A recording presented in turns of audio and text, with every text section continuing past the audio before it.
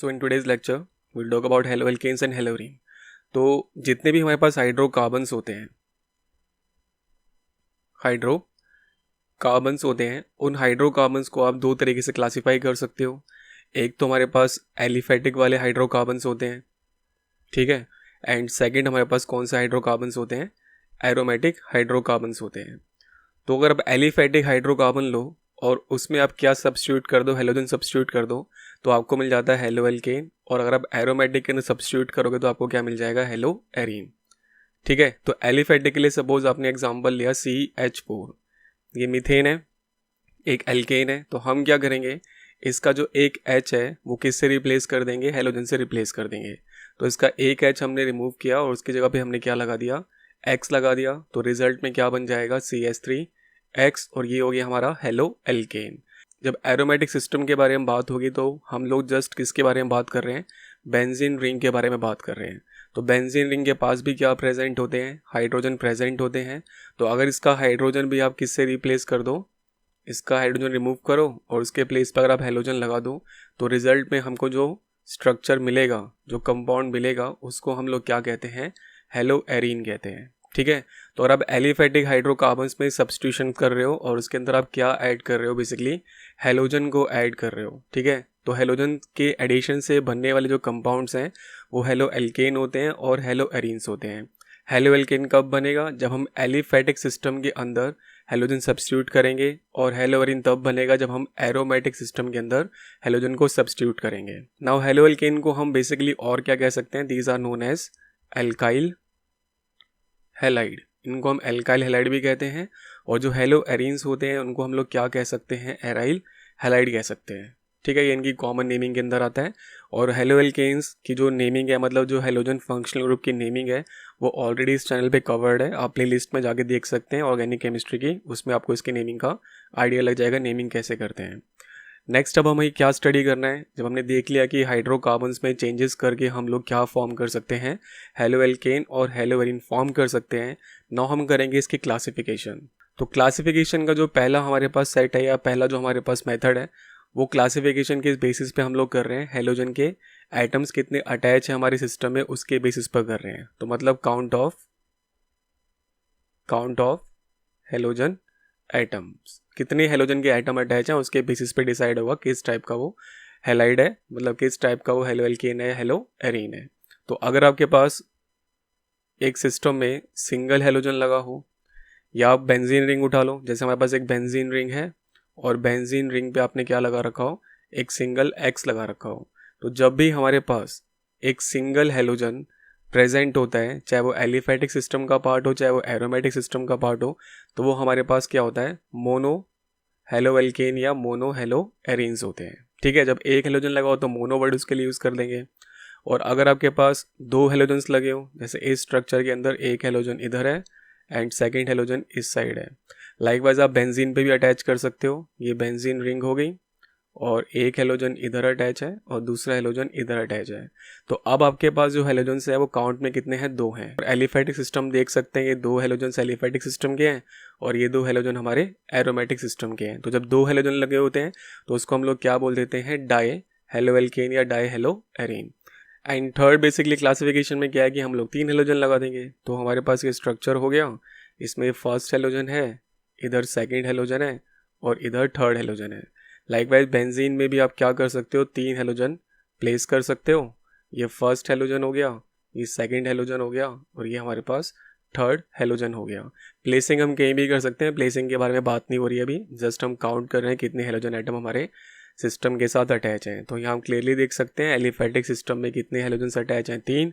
Likewise aromatic system में भी कितने हेलोजन अटैच हैं, हमारे पास तीन। तो ये हमारे पास क्या हो जाएगा, ट्राई हेलोएल्केन या ट्राई हेलोएरीन। तो क्लासिफिकेशन का जो पहला मेथड है उसमें हम लोग सिर्फ क्या कर रहे हैं, काउंट कर रहे हैं कि कितने हेलोजन एटम हमारे स्ट्रक्चर के साथ अटैच हैं। नाउ अब हम लोग क्या करेंगे, जो हमारे पास मोनो हेलोएल्केन्स या मोनो हेलोएरीन्स थे उनकी हम लोग क्या करने वाले हैं, अब फर्दर क्लासिफिकेशन करने वाले हैं। ठीक है, करेंगे उनकी फर्दर क्लासिफिकेशन। तो फर्स्ट जो हमारे पास क्लासिफिकेशन है वो होती है on the basis of degree of carbon. ठीक है, कि कार्बन की डिग्री 1 है या कार्बन की डिग्री 2 है या कार्बन की डिग्री 3 है, उसके अकॉर्डिंग आपके जो हैलाइड्स होते हैं वो 1 डिग्री हैलाइड, 2 डिग्री हैलाइड या 3 डिग्री हैलाइड बोल दिया जाता है। जैसे एग्जाम्पल के लिए हम लिखें CH3 CH2 और यहाँ पे हेलोजन लगा दिया। सेकेंड वाले एग्जाम्पल में CH3 CHX और यहाँ एक CH3 लगा दिया। और लास्ट एग्जाम्पल में CH3 CH3 CH3 और यहाँ पर हमने एक हेलोजन लगा दिया। ठीक है, अब हमें काउंट करना है डिग्री क्या है कार्बन की। तो अब डिग्री कैसे ढूंढते हैं, ये हमारा क्या है मेन फंक्शनल ग्रुप है। ठीक है, ये हो गया हमारा main functional group. Main functional group के साथ जो कार्बन कनेक्टेड होता है उस कार्बन को बोलते हैं अल्फा कार्बन। ठीक है, ये हमारा मेन फंक्शनल ग्रुप है। इस मेन फंक्शनल ग्रुप के साथ डायरेक्टली कौन कनेक्टेड है, जो भी कार्बन कनेक्टेड है उसको आप कौन सा कार्बन मानेंगे, अल्फा कार्बन मानेंगे। फिर आपको चेक करना है कि अल्फा कार्बन के साथ डायरेक्टली जितने भी कार्बन जुड़े होते हैं वही उस कार्बन की क्या मानी जाती है, डिग्री मानी जाती है। ठीक है, अल्फा कार्बन के साथ डायरेक्टली कितने कार्बन अटैच होते हैं वही उस कार्बन की क्या मानी जाती है, डिग्री मानी जाती है। ठीक है, तो जो फर्स्ट एग्जांपल हमारे पास है ये हो गया हमारा alpha carbon.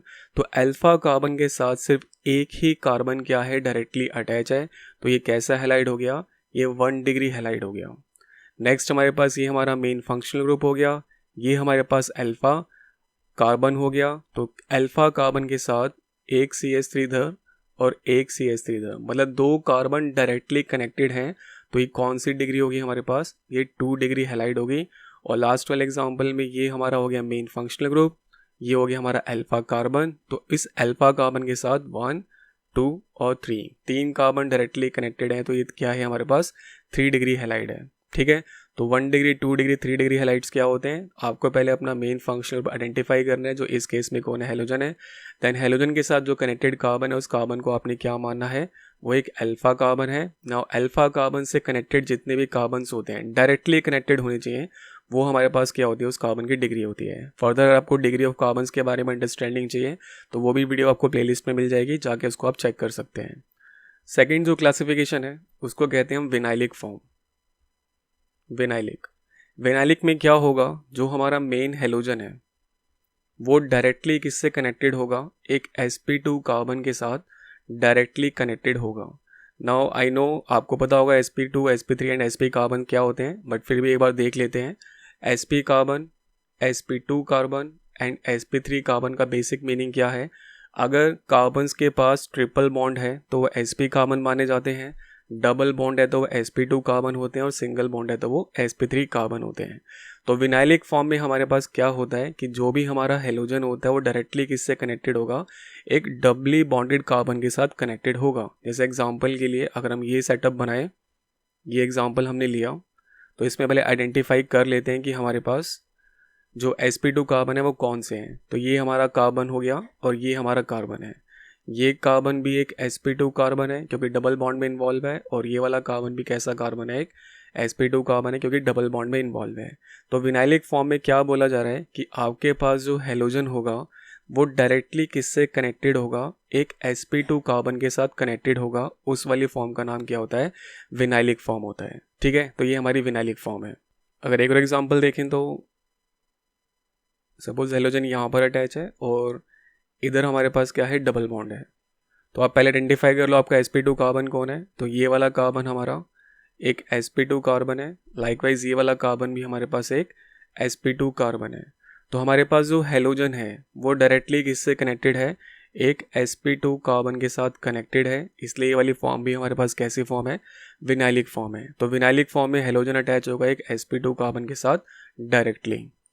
Now third form हमारे पास कौन सी होती है, एलाइलिक होती है।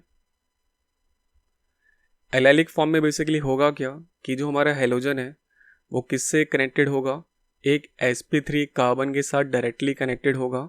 और ये sp3 कार्बन जो है वो किसके एडजेसेंट होना चाहिए या किसका नेबर होना चाहिए, किसको डायरेक्टली टच कर रहा हो, एक sp2 कार्बन को डायरेक्टली टच कर रहा हो।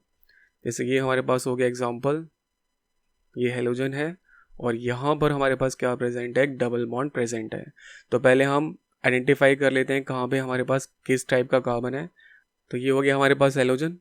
तो हेलोजन जिस कार्बन से कनेक्टेड है, ये वाला जो कार्बन है, ये कार्बन कैसा कार्बन है, एक sp3 कार्बन है और ये sp3 कार्बन किस कार्बन का नेबर है, एक sp2 कार्बन का नेबर है। इस वाली फॉर्म को हम लोग क्या कहते हैं, एलाइलिक कहते हैं। एक और एग्जांपल देखते हैं। अगर हम एक रिंग की फॉर्म बना दें, यहाँ पर हमने अटैच कर दिया हेलोजन और यहाँ प्लेस कर दिया डबल बॉन्ड। तो एक बार चेक कर लेते हैं कि कहाँ पे sp2 और कहाँ पे sp3 कार्बन है। ये मेन हेलोजन हो गया। ये जो कार्बन हमारे पास है, ये कार्बन कैसा कार्बन है, एक sp3 कार्बन है और ये किसका नेबर है, एक sp2 कार्बन का नेबर है। ठीक है, तो हेलोजन किससे कनेक्टेड है, एक sp3 कार्बन से कनेक्टेड है जो किसके साथ नेबर है या किसके एडजेसेंट है, एक sp2 कार्बन के एडजेसेंट है। इस वाली फॉर्म को हम एलाइलिक फॉर्म कहते हैं। नेक्स्ट जो हमारे पास क्लासिफिकेशन है वो है बेंजाइलिक। बेंजाइलिक बहुत ही ईजीएस्ट होता है। ठीक है, बेंजाइलिक में क्या होगा, आपके पास एक बेंजीन रिंग होगी, इस बेंजीन रिंग के साथ एक CH2 फॉर्म अटैच होगी और यहाँ पर एक बॉन्ड क्या होगा, आपका एम्प्टी होगा। तो ये जो पूरा का पूरा पोर्शन है, दिस होल पोर्शन, इसको हम लोग क्या कहते हैं, बेंजाइलिक फॉर्म कहते हैं। ठीक है, अब इसके आगे कोई सा भी फंक्शनल ग्रुप लगाओ, उस फंक्शनल ग्रुप का नाम आप एंड में लिख देना बस। जैसे अगर मैं यहाँ पे हेलोजन प्लेस कर दूँ तो बोल दूंगा बेंजाइल हेलाइड, अगर यहाँ OH प्लेस कर दूँ तो बेंजाइल अल्कोहल। इस तरीके से हम नेमिंग वगैरह कर लेते हैं। ठीक है, तो ये वाली फॉर्म कौन सी फॉर्म होती है, बेंजाइलिक फॉर्म होती है। अब इसमें भी हम लोग डिग्रीज बना सकते हैं। ठीक है, क्योंकि यहाँ पे कार्बन के पास 2 हाइड्रोजन हैं तो हम यहाँ डिग्री बना सकते हैं। कैसे डिग्री बनाएंगे, जैसे कि हमारे पास फर्स्ट बेंजीन है, फर्स्ट बेंजीन के साथ क्या अटैच है, CH2 और इधर हमारे पास क्या है, X। ठीक है, नेक्स्ट हमने एक और एग्जांपल उठाया, फिर से हमने बेंजीन बनाई और बेंजीन के साथ अब कर दिया हमने CH, यहाँ हो गया हमारा X और यहाँ पर हमने एक R लगा दिया, मतलब कोई CH3 ग्रुप लगा दिया। और फाइनली फिर हमने रिमेनिंग H भी हटाया और उसकी जगह भी हमने क्या लगा दिया, एक R लगा दिया और यहाँ पे हमारा क्या आ गया, हेलोजन आ गया। ठीक है, अब कौन सी कार्बन की क्या डिग्री है, ये हमारा मेन फंक्शनल ग्रुप हुआ, ये हमारा अल्फा कार्बन हुआ। तो अल्फा कार्बन किससे कनेक्टेड है, एक के साथ डायरेक्टली कनेक्टेड है, मतलब यहाँ जो कार्बन है उसके साथ ये डायरेक्टली कनेक्टेड है। तो ये कैसा बेंजाइलिक हैलाइड है, 1 डिग्री है। नेक्स्ट में आप देखें तो ये हमारे पास हो गया फंक्शनल ग्रुप, ये हो गया अल्फा कार्बन, तो ये एक इस वाली साइड से अटैच है एराइल ग्रुप से और यहाँ पर एक एल्काइल ग्रुप से अटैच है, मतलब 2 कार्बन के साथ डायरेक्टली कनेक्टेड है।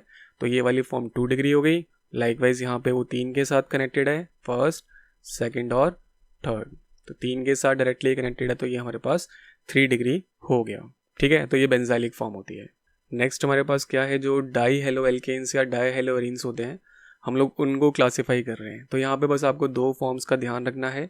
एक फॉर्म का नाम क्या होता है, जेमिनल, और दूसरी फॉर्म का नाम क्या होता है, विसिनल होता है। एक जेमिनल, दूसरी विसिनल। जेमिनल का मीनिंग क्या होता है, जेमिनल के अंदर हमारे पास क्या होंगे, जो दोनों हेलोजन्स होते हैं वो सेम कार्बन पर होते हैं, वो सेम कार्बन पर क्या होते हैं, प्रेजेंट होते हैं। और विसिनल में जो 2 हेलोजन्स होते हैं वो क्या होते हैं, एडजेसेंट कार्बन्स पर होते हैं, एडजेसेंट कार्बन्स पर होते हैं। तो जेमिनल का एग्जांपल देखते हैं। ये हमारे पास कार्बन की चेन है और यहाँ पर हमने ये कार्बन सेलेक्ट किया और इसी कार्बन पर दोनों हेलोजन प्लेस कर दिए, ये फर्स्ट हेलोजन और ये सेकंड हेलोजन। तो जब एक ही कार्बन पर दोनों हेलोजन प्रेजेंट होते हैं तो उस फॉर्म को हम लोग क्या कहते हैं, जेमिनल कहते हैं। विसिनल का एग्जांपल चेक कर लेते हैं। तो कोई भी 2 एडजेसेंट कार्बन सेलेक्ट कर लेते हैं, तो ये फर्स्ट कार्बन हो गया और ये सेकंड कार्बन हो गया। इन दोनों के पास क्या प्रेजेंट होनी चाहिए, हेलोजन, तो ये फर्स्ट हेलोजन और ये हमारे पास सेकंड हेलोजन।